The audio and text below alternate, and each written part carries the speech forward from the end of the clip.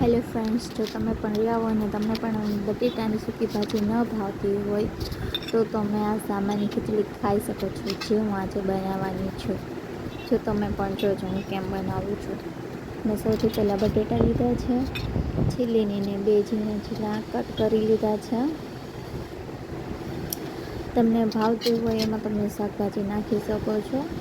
મેં ટમેટાં, બટેટા અને મરચાં નાખ્યા છે. મારે મરચાં તળવા છે તો મેં એક સુધારી લીધા છે અને એક ટમેટું નાખ્યું છે.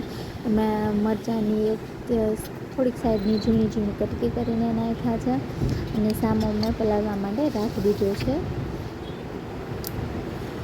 ત્યાર પછી મેં તેલ નાખીને મરચાં તળી લીધા છે. ત્યાર પછી લીમડો, જીરું, હિંગ નાખીને બટેટા, ટમેટાને જે સુધાર્યું હતું એ બધું એમાં નાખી દીધું છે. પછી એમાં ધાણા જીરું, હળદર ને સામો ને મરચું બધું નાખી દીધું છે. ત્યાર પછી મીઠું નાખીને બરાબર હલાવી નાખવાનું છે.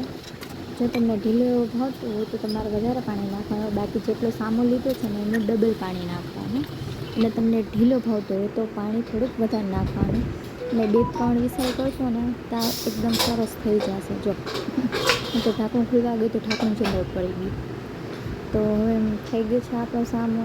તો જો કેવો છે આપણે એકદમ ગરમ છે ને એની હિસાબે મોબાઈલમાં આવું થઈ ગયું છે.